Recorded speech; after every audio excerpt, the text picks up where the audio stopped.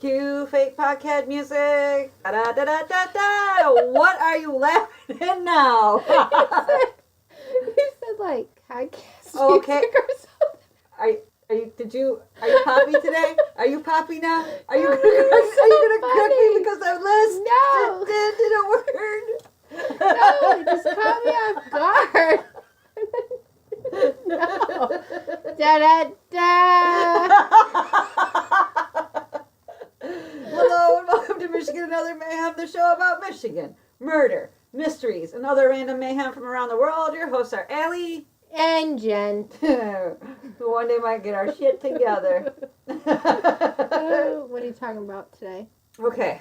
In honor of Unsolved Mysteries, which is coming back to TV. It's going to be like 12 episodes on Netflix. Like real new episode. Yes. And they said they're going to do like true crime like Unsolved did back in the past. And that they're going to also do like, remember how they did like aliens and sea monsters and stuff? Who's the... I think the guy that's, producing, whatever, directing, I'm not sure who does what, is the same guy who did Stranger Things. So he's someone who likes that kind of stuff. Yeah, but is he the... Who's that person? Oh, who's the presenter? I don't know. I don't know because... Is that what they're called? Yeah, the original guy's dead. I just drew a blank on his name. Fuck. I have no idea. Don't worry, we'll look it up later. It's killing... Oh, Robert Stack is his name. Robert Stack is the original... Not. Yep, and then No, Dennis... he's not. Yeah. It's the guy that killed... His son got murdered. Oh, John no. Walsh. You're thinking about... You're talking about What are America's... you talking about? Unsolved Mysteries? I'm talking about Unsolved Mysteries. You're talking about America's Most Wanted. No, I'm not. Yeah, you are. America's Most Wanted was hosted by John Walsh. His son Adam died. Was killed. Remember he was... Oh my God. Go back. No. And this is great. This is how I know nobody listens to me on these podcasts. Yeah? Because I talked about that museum that John Walsh started. Yeah. And I talked about it being Unsolved Mysteries. Well, I thought he just produced it. I listened to it. I did the show notes. I thought that was the show. Oh, no. I thought you I he was have a not- producer. Oh, it's America's Most Wanted. Yeah, he was on America's Most Wanted. I'm talking about Unsolved Mysteries. I've seen Unsolved Mysteries, but I thought it was John Walsh. No. Okay, I'm not watching it. It's ruined. No, you're going to watch it now. That's your punishment. What are you going to do today? Taylor, Michigan is back on my radar. Man, you're out. Do you have it out for Taylor? Or Yeah, I guess. A lot of people get murdered there. You know, we did the podcast on the Burlington Coat Factory employee who shot and killed her coworker. Yeah. And now, just the other day, there was a stabbing at the Texas Roadhouse in Taylor, Michigan. Another coworker against coworker? Yeah. And then, as I was reading about that, because it's really short, you don't even know who did it yet. Wow. They haven't released their name. I ran across another one in Taylor, Michigan. Where it was coworker versus coworker? It was a previous coworker against coworker, multiple, more than one murder, car chase. Okay, so step shootout with the police, whole thing. And I'm like, wow, I'm staying away from Taylor. Yeah, step lightly if you're going to work in Taylor, right? Yeah. Yeah. Mm-hmm. Do you want to go first? No, you can go first. Okay, so there was an episode of Unsolved Mysteries that aired after the murder was solved. And it involves a psychic and an unlikely killer. And I'm going to tell you about it. So, John and Nancy Bosco were murdered in their home in Ferndale, Montana on August 12, 1993. Ferndale is a small community that's located just outside of Big Fork. They say, I know, all the ones keep saying it's just outside of Big Fork. Like, we know where Big Fork is? Yeah. I've never heard of Big Fork. Yeah. But God bless them for trying. You know what I mean? So, John, 41, and his wife, Nancy, 32, had bought their home in the community less than a year earlier, having lived in Boulder, Colorado previously. It was a neighbor who realized something was wrong at the Bosco house when she noticed that all their windows were open and their doors were locked. And I thought she must be a nosy neighbor, because is it weird to have all your windows open in August? It's August. It's not like it's December and you're like, that's weird. They have all their windows open and it's negative 17 outside or whatever. Maybe it's cold in Montana. Yeah, I don't think so. And she told the cops that the doors were locked, which means she had to turn the knobs on all the outer doors.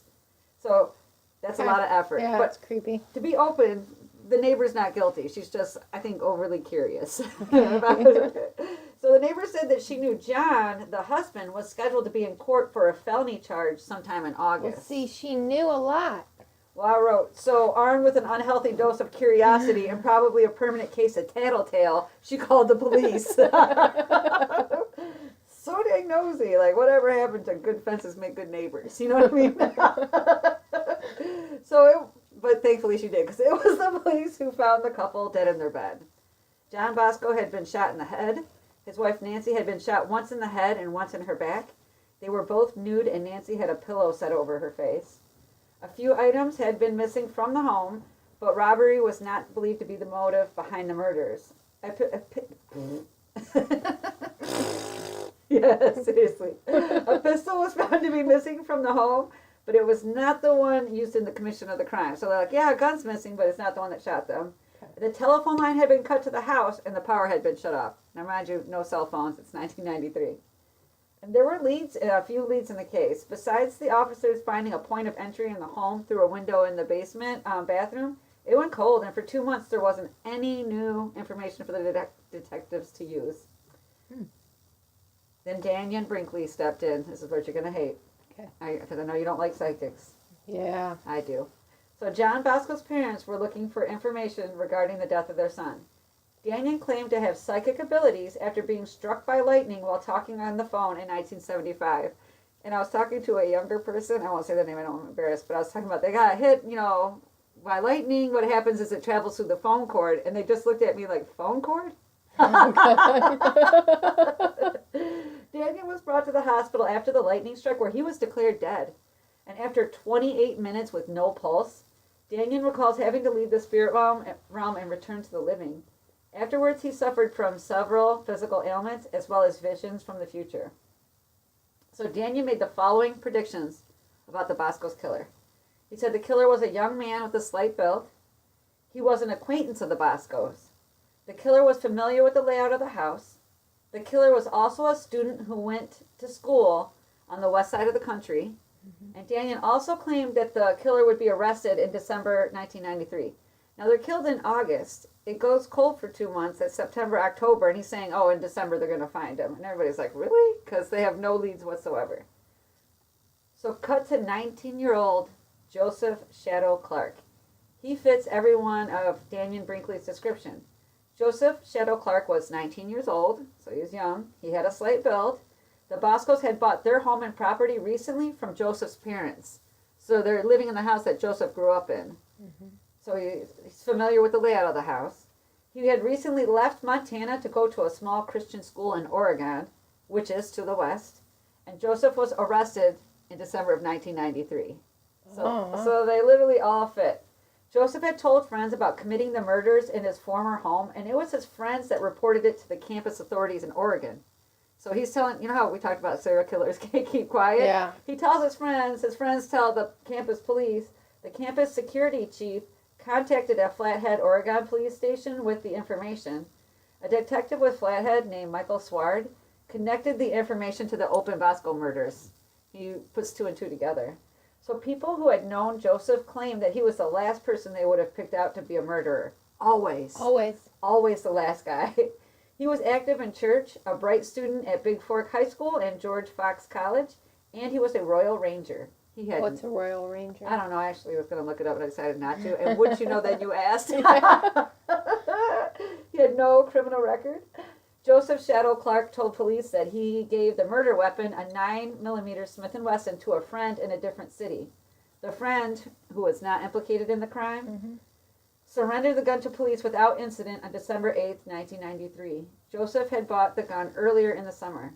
The ballistics on the surrendered gun matched those left at the scene. Ooh. It really was his. Okay. So, Joseph Clark claims not to remember shutting off the power or cutting the phone line. He said it was probable that he did that. So he's like, I don't remember, but I probably did that. Yeah, which we know is guilty. He also said he didn't remember going up to the second floor, but he did recall standing in the doorway of the Bosco's bedroom. So I was like, no. John Bosco was first killed by Joseph. Joseph shot him in the forehead. Joseph heard a noise from Nancy's side of the bed, and he assumed that she was cocking a gun, is what he said.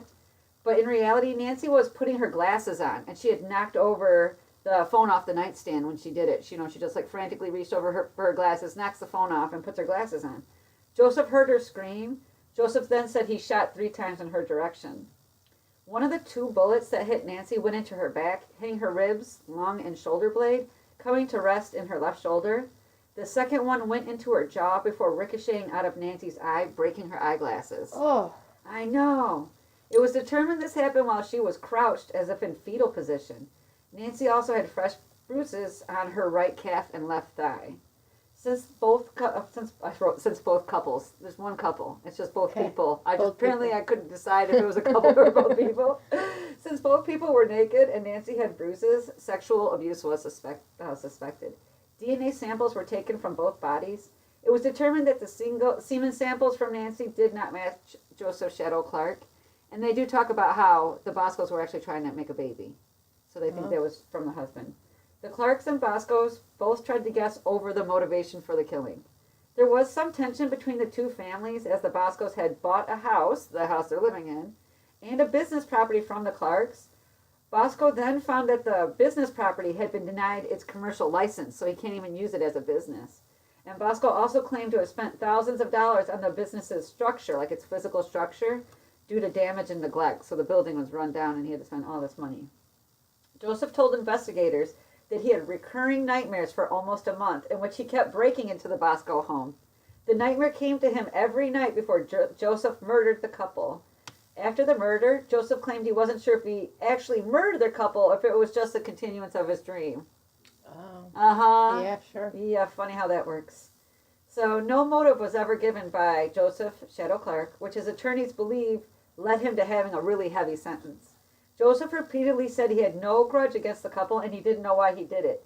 He downplayed the seriousness of the charges, calling them a little thing and a mistake he shouldn't be condemned for. Like, it was a mistake, you shouldn't condemn me for it. Like, yeah, I shot 2 people, but it's okay. Yeah. And so Joseph Clark was sentenced to 220 years, so you can see that they were pissed, which was later reduced to 150. I'm like, oh, that's helpful. Yeah. And he went to jail at age 19 and isn't available for parole until he turns 60 years old. Wow. So, intrigued by the use of an accurate psychic, Unsolved Mysteries aired the episode, which included the murders, in October of 1994, so almost a full year later. I do have the Unsolved Media wiki page that talks about this, but I could not find the episode on YouTube, and you even suggested different ways for me to look. I even found what season. I could not find it. Wow. But after I had written this article, I was listening to this podcast called My Favorite Murder, and they do hometown murders in which people email them, stories of a murder in their area. And this girl was at school with Joseph Shadow Clark after he murdered the couple, and he used to visit her and her roommate, and she was there when the FBI came to get him. And as soon as she starts to describe him, I'm like, oh my God, I just wrote an article on that guy. And sure enough, she's like, his middle name was Shadow. I'm like, oh yeah. What? Yeah. So there's an accurate psychic. I know that's not your thing. It was luck. Yeah. Probably heard the kid talking about it. Right. I looked up Royal Rangers is an adventure-based, merit-driven, faith-based church ministry and mentoring program for boys in grades K through 12. So like Boy Scouts for Christians? Yeah, super maybe. Christians? Okay. They said adventuring. Yeah, it's adventuring. All right, what you got, girl? So, yeah, on February 1st of this year. My favorite day of the year. Yep, because it's your birthday. Because it's my birthday. Okay, so I went to the doctor on my birthday, and he said to me, because I just for a general checkup, and he said to me, so do you have any health concerns? I was like, I just turned 44. Isn't that concerning?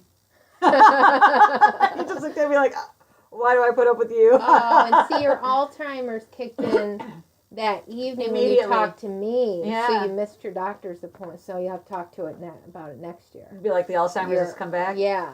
No, actually, I've always been really forgetful, and I think it's supposed to be my ADD. But whatever, I already forgot. Oh Lord. So on February 1st of this year, 2019, at around 6:45, at the Texas Roadhouse on Pardee, Pardee Road in Taylor, an employee stabbed their coworker. It is said that the two employees got into an argument in the kitchen of the restaurant.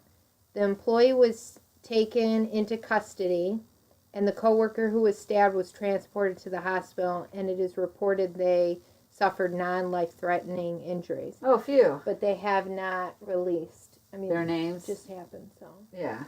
I was going to say, yeah, it just happened. Yeah, so I have to watch that one. Yeah. But so I was looking at that, reading the articles on the Texas Roadhouse, and then it led me to another killing, what's called a planned killing spree, which happened in Taylor, Michigan and Pontiac, Michigan on February 1st, 2018. Your birthday is a murderous day. Yeah. Yeah. I read this fact that something like 33,000 people die on your birthday, and I was like, what? Holy shit. Yeah, and a lot of them happen in Taylor. Right? So, Vernest Griffin, a former employee of BSD Line Haul Company in Taylor, Michigan, went to the business on February 1st and killed an employee, Keith Kitchen. Dang. He then went up to a semi-driver in the parking lot of the business, forced him out, and drove off with his semi. What? Okay, so now he's driving around in a semi. He drove to an aluminum blanking company and shot Herberto Perez in the back multiple times through an open window. No way. Okay. So this is like another former coworker or something? I don't know who that. I couldn't. Why he picked Alberto? Yeah. Okay. But obviously he knew him. Oh, yeah. You know, it was intentional, so. He then got back into the truck and drove to a short trucking company in Waterford, Michigan, asked for an employee, unknown who that was, and when he wasn't there, the guy left. So he gets back into the semi, now he's driving again.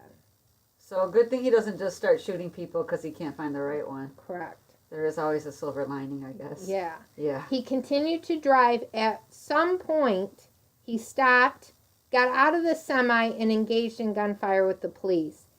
And then got back into the semi and drove off.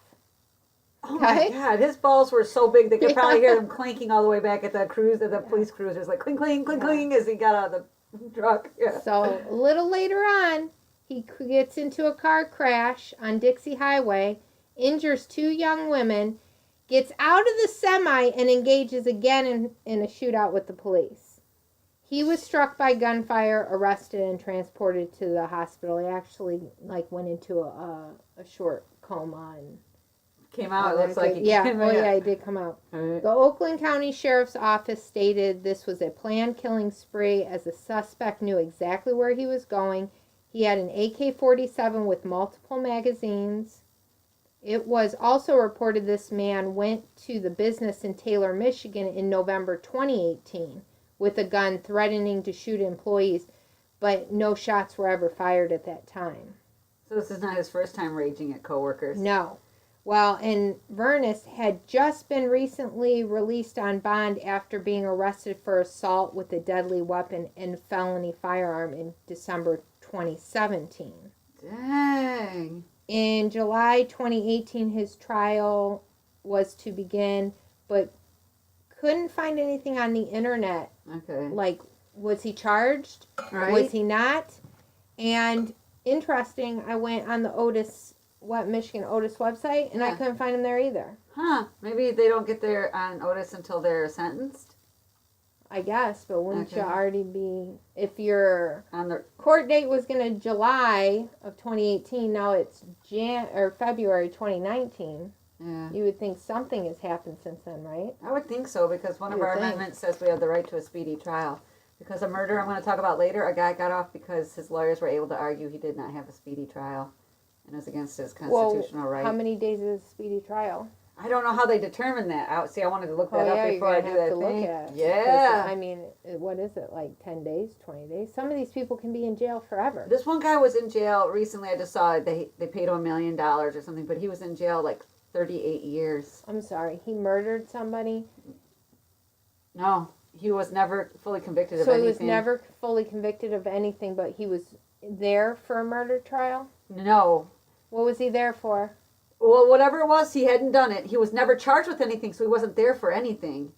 So they put him in jail. He's, of course, this is 38 years ago. Don't he have to be charged with something? Why do you think he got $1 million? This is 38 years ago, so this is the late 70s, early 80s. He's a black man in the South. Yeah, he didn't do anything. He was innocent. Oh. They put him in jail, and he was there for 38 years. Now, how did he get in there for 38 years and nobody could find him to let him out? Maybe, I don't know what they did to him. They didn't have good computer systems back then. Well, not all prisoners are allowed computers. No, I'm saying the computer system of the jail didn't realize he was there. Oh, is that what happened? Yeah. Sure. No one could find him. Yes. Actually, I want to do one on that story that I brought it up. I probably should. Well, yeah, now you have to. I'm going to. Well, I just need to know how many days is a speedy trial. I'm going to say less than 38 years, but I'm definitely going to look that up. You've been listening to Michigan and Other Mayhem with Allie and Jen. Contact us at michiganandothermayhem.com to join the conversation, listen to the podcast, access show notes, find site links, correct us when necessary. Rate and subscribe to our podcast on iTunes, Google Play, Anchor, and YouTube. Bye-bye now.